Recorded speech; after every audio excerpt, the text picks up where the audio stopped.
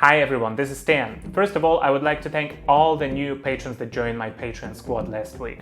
Thank you all so much. If you like my videos, you can support me on a crowdfunding website called Patreon. The link is in the description below. Today, we're gonna discuss a topic that many experts have been analyzing for the last months, after the world got impacted by the pandemic. Let's talk about decoupling from China and the possible candidate that might replace China as a manufacturing hub. I'm talking about India. Does India have the capabilities to become a stronger world power and even replace the PRC as a global manufacturing center? What are the main challenges that India is facing? What are the key advantages of India? And is India the only alternative? Today we're gonna touch upon those questions. During the last few years, there have been many discussions about China's behavior on the world stage, about the growing impact of China, and its global initiatives to make the smaller countries dependent on Chinese investments. Also, don't forget about the security concerns related to the technological products coming from China, like drones sending data back to the PRC, or the privacy issues that might occur if a country decides to cooperate with Huawei while adapting 5G.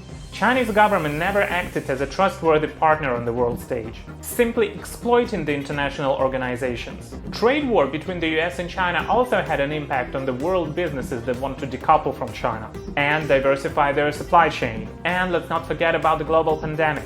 And how badly did China react both at the beginning, while they were concealing the truth about the human-to-human transmission, and up until now when they're trying to spread the misinformation on the origin of the virus. The sad truth is nowadays the world is dependent on China, not only for the tech products, but also on the things like medical devices or pharmaceuticals. But it's also good that the world powers are realizing that one shouldn't be dependent on one single country for the supply of such a big variety of products. So there is a need for decoupling from China and diversify the supply chain as the global distrust in a country ruled by the communists is growing. And there are also countries that can become substitute or an addition for the supply chain of the big companies. Today I'd like to focus my attention on India, a huge country with a population of more than 1.3 billion people, with a developed services industry, big banking sector, and which is the biggest democracy in the world. Transport Minister of India, Nitin Gadkari, said that China's weakened global position is a blessing in disguise for India. The way how did China handle the pandemic, plus the growing concerns about the aggressive foreign policy and unfair trade, made many countries and transnational corporations put their attention to India. India has many advantages that can turn it into a new big manufacturing hub in the world. It has a huge population that makes it a very interesting market in future. The population of India is young. 50% of the population is below the age of 25. India has a developed infrastructure. Its geographical location also makes it attractive. It's convenient to ship to Europe from India, and it's also very close to the big players in Asia. India has a modern services industry, developed banking and financial industries. Indian government is much more transparent than the government of China. We should not forget that besides its human rights violations, China also lacks in transparency, and it's known for manipulating the data. The data related to the economic development of China raised a lot of questions among the professionals. And one of the bigger concerns is the currency manipulation. Therefore, India wins here in terms of transparency. India is a democracy. And as they say, the biggest democracy in the world. English is one of the official languages of India, making it easier to make business there, as many people speak English and the document workflow can also be in English to a certain extent. We've seen development in India's tech industry and manufacturing during the recent years. India is a well-known cell phone manufacturer. As of 2019, 330 million units per year are manufactured in India. And there are 268 manufacturing plants, which is second to only China.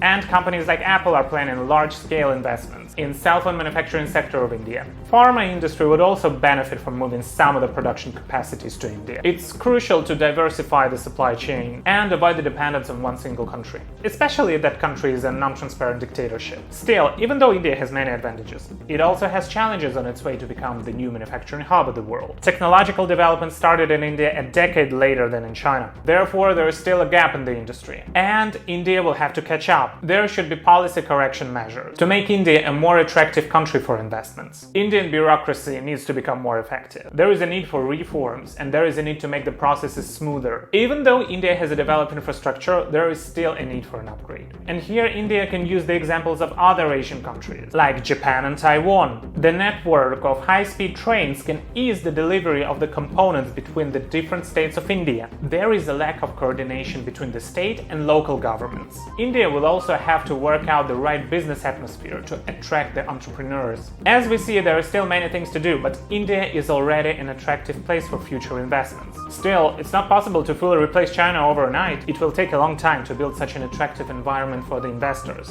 But India has a potential for it. We should also remember that businesses won't come to India at once. They're not moving directly, but diversifying. And during the first couple of years, it will more look like as if they're just testing the overall environment by moving a small part of their production to India. It's a very long process, and to really see the fruits of it, we'll have to wait for 5 to 10 years at least. In the last part of the video, let's talk about some possible dangers that India might face while competing with China. If we're talking about the electronics manufacturing, rare earth materials are crucial, and here China really dominates the market. They control the 70% of all the market with facilities in China and South America. They also have a near monopoly position in lithium-ion polymer batteries and magnets. Of the iPhones, solar batteries, cameras, and another danger might come from the Chinese state that can depreciate its currency to make China more attractive for the foreign investments. In my opinion, India should tie up with the Taiwanese, Japanese, Korean, and the US markets and reduce its import dependence on China. There is a high possibility of new foreign investments coming to India, and the Indian government should use these new resources wisely. For my Taiwanese friends, I think Taiwan should look more towards India as a manufacturing partner. And it's not only a good country to set up a manufacturing plant there, but in longer perspective, it's also a huge market, which has seen a stable growth for a while. As of now, it's one of the fastest growing economies in the world, with a developed services sector and full of young people. That's gonna be it for today's video. If you like my channel, please subscribe, press like, leave a comment. If you want to support me, you can find the link to my Patreon in the description below. This is Stan, and I see you in the next one.